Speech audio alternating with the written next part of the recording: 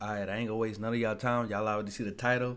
Y'all already see the thumbnail. And I'm real interested to see what is he gonna say exactly in this video. I seen the title. I say, yeah, I gotta see what's going on.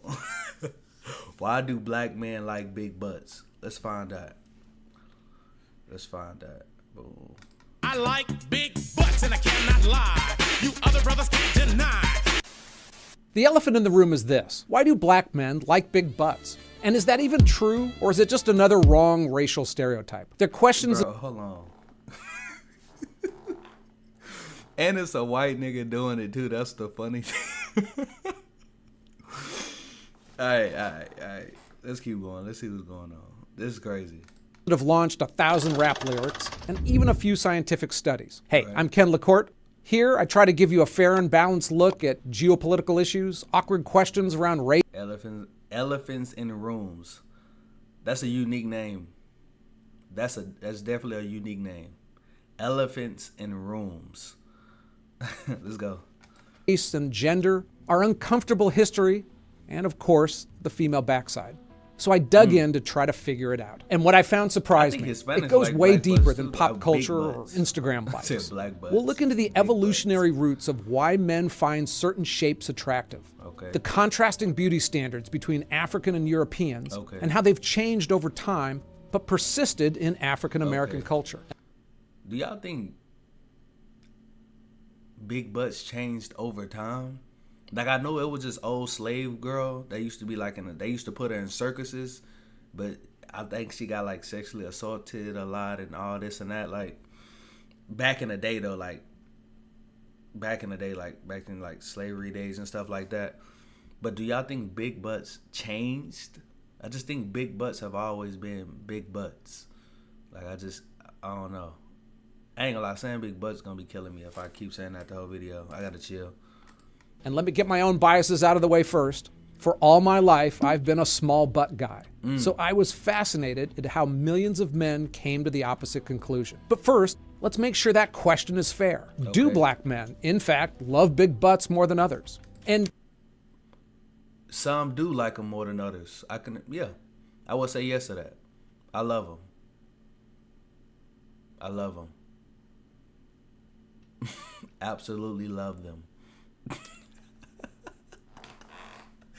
I love them. can I generalize about an entire race's preferences? Actually, yes, I can, especially when there's solid science backing it up. And on this, the science is clear. Black men love big I ain't know science behind it. Let's hear them out though. butts, and it's not even debatable. Now, I know some of you are going to think guys of all races like big butts, and that's true, but I mean, some people. I know it used to be this question that went around like, "Are you a?" It used to be like, "Are you a S man or are you a boob man or something like that?" Basically, do you like the back? I like both, but if I had to choose, I'm going rear end every time. Every time. there's a spectrum of preferences within every group, and the data consistently shows that race plays a significant role in backside desires. Let's start with some data. A study by the University of Texas found that African American men are twice as likely to prefer a large rear compared to their white counterparts. But it's not just a black and white issue. The study also found that Latino men share this preference, but to a lesser degree than the I just said that. I'm like, I think Latinos like big butts too. I actually see a lot of Latino women though that be having some. You know what I'm saying? They be having something on them. So that makes sense. I'm rocking with them so far. I'm not hearing that don't make no sense. But it's a crazy video. It's a crazy video. African American men. And dating site statistics back this up as well. When researchers analyzed the body type preferences selected by users on popular dating platforms, they found clear differences between racial groups. On popular dating No answer. Slender, above average, athletic in tone, heavy set, a few extra pounds. What type of? I didn't know that was a body type. A few extra pounds.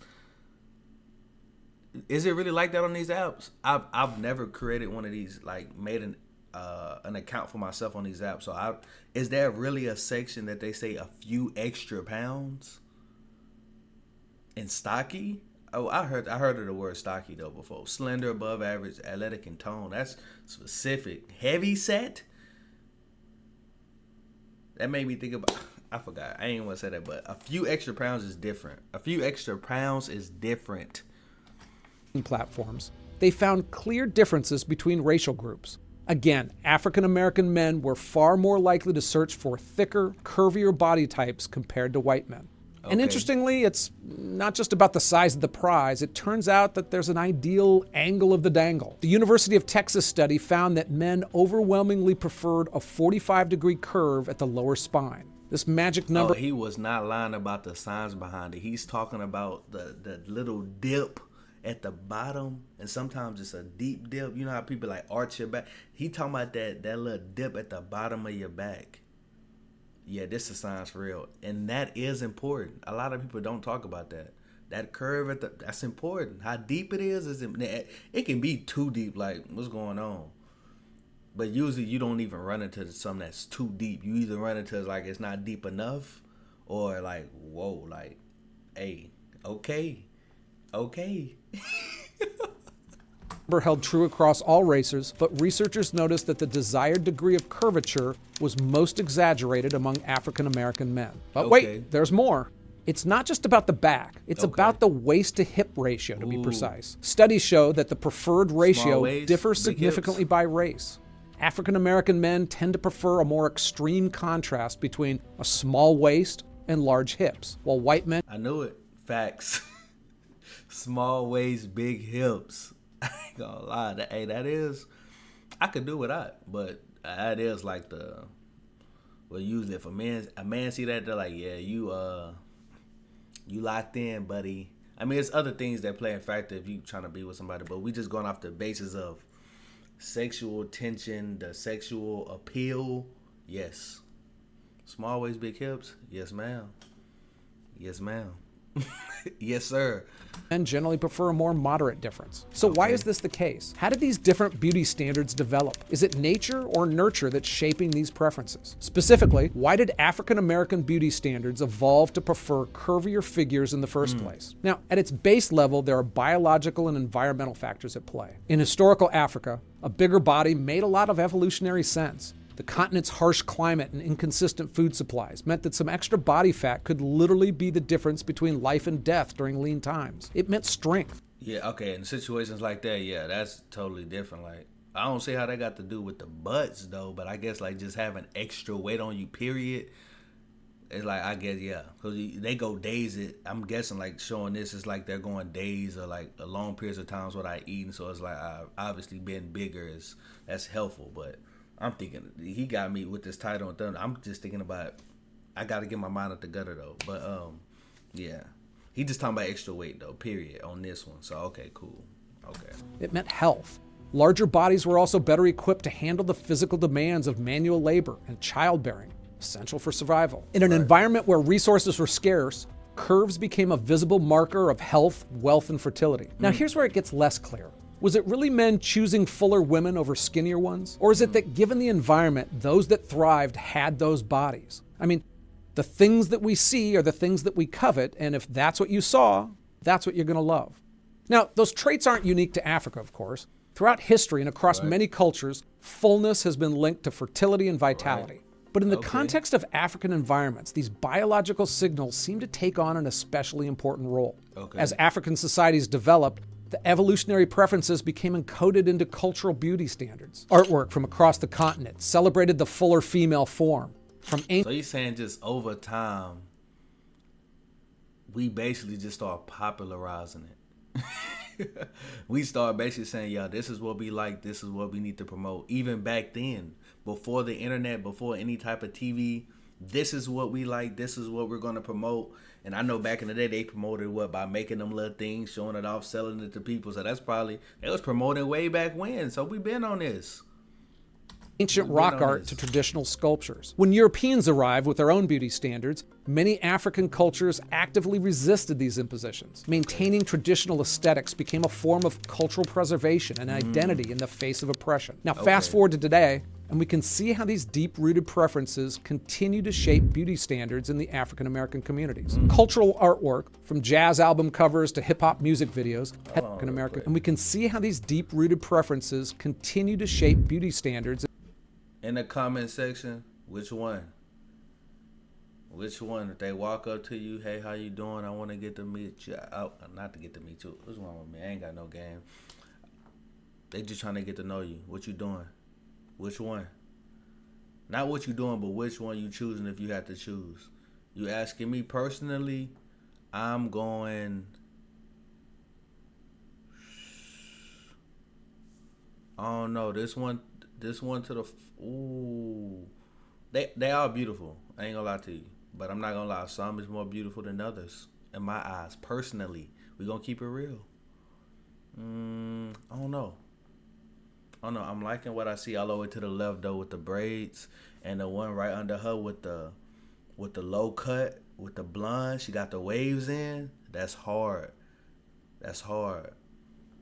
The one next to her too cute too. And the other one's cute too, but if I just had to pick, yeah, them first two I picked, those probably like my top ones out of these. And the one all the way to the right at the top, she kind of okay. Hold up. Let's continue though. In the African American communities. Cultural artwork, from jazz album covers to hip-hop music videos, has consistently celebrated curvier body types. There's also been a strong community emphasis on resisting mainstream beauty standards that are often rooted in... And you see Vogue, and you see all these like magazines on the covers and stuff, you always see like, not to like say nothing crazy, but I'm just like, from what I even see, I'm only saying what skinny white women. There's just nothing wrong with them. The snow bunnies, they beautiful too. I'm just saying, like, that's usually what I've seen when I grew up, when I used to see magazines and stuff. Only of recent time, like of recent years, probably even like maybe the past decade, maybe you'll probably see on some of them. I don't be knowing the name of the magazines. I don't read magazines, but I done seen like thicker girls. It'd be sometimes even be huge girls, but they promote them as like BBW, something like that, whatever. But I see exactly what he mean on this. I know exactly what he mean when he talking about this part right here. European ideals. For many, embracing fuller figures is a way of kind of honoring their cultural heritage and identity. Right. So maybe the preference for larger body types among black men isn't just a superficial trend, right, but a result of thousands of years of evolutionary adaptation. Definitely ain't superficial. And cultural traditions. But what about white preferences? While African beauty standards remain relatively stable, European ideals took a wild ride. Back in the day, Europeans liked those big booties too. Renaissance paintings are full of voluptuous women, ample curves. Rubens, the 17th century Flemish painter. Hold on. That's not the same. I'm sorry. Look, that's just not the same. And I'm not even going just off them being white. Take the color away. They could have, I don't know, something about that just not the same to me. It just don't look the same as what he was just showing, and ain't comparing it to now. I'm comparing it to what he was showing back in the day, the little toys or whatever that they was like they made to sell or whatever, the little statue. That's not hitting the same for me. I don't know. It's not hitting the same for me. If y'all feel different, leave that in the comment section. Let me know in the comment section, and timestamp it so I can know when you're talking about it. Was so famous for his full-figured nudes that we still use the term Rubenesque to describe them today. But then something happened. Europe industrialized. Right. And with it came a seismic shift in beauty standards. The Industrial Revolution wasn't just about factories and steam engines. Okay. It also changed food production, making calories cheaper and more abundant than ever before. Suddenly, being plump wasn't a sign of wealth anymore. Anyone could do it. So the upper classes... I get that. Because they used to talk about back in the day about how kings used to be fat, but being fat way back in the day was like a good thing. Like, yo, that mean you eating good. So you was slim, of course. It was understanding to be slim. You ain't doing nothing but working all day, walking all day, whoop-de-whoop. But now, that food's, everybody can, just like fast food, everybody eating that over, sitting here making home-cooked meals or whoop-de-whoop. So you see way more bigger people. I think, America is mostly obese. So I get what he's saying. Let's continue. Needed a new way to distinguish themselves. Enter the corset. Nothing says, I don't need to work for a living, like a waist that you can't breathe in. Thinness became a new status symbol. The Victorian era doubled down on the trend. They associated thinness with moral purity and self-control. Bigger woman? They were seen as lazy and lacking willpower. Talk about a 180-degree turn. Fast forward to the 20th century, and things get even more intense. Definitely a 180-degree turn, for real. Rise of mass media, magazines, movies, TV started beaming these new ideals into every home. Fashion magazines pushed increasingly thin models. Hollywood starlets got skinnier. By the 1960s, we had Twiggy, literally named after a twig, as a top beauty icon. But here's the kicker. Low-key, hey, she was low-key cute in the face. Ain't gonna lie, that body a little different, but you know what I'm saying? Hey, different strokes for different folks. But her face was cute, I ain't gonna lie. Her face card, that was valid. Her face card was valid. While European standards were changing, African beauty ideals stayed relatively stable. I mean, many African societies industrialized more slowly, some still haven't, so the pressures that shifted European ideals weren't as intense. But come back to America for a second. I mean, Black Americans live in an industrialized society too. Why haven't their preferences changed? And it's a good question. And it's because African American culture developed its own unique identity. During slavery, Black Americans created a distinct counterculture. Rejecting white standards became a form of resistance, and strong oral traditions and tight-knit communities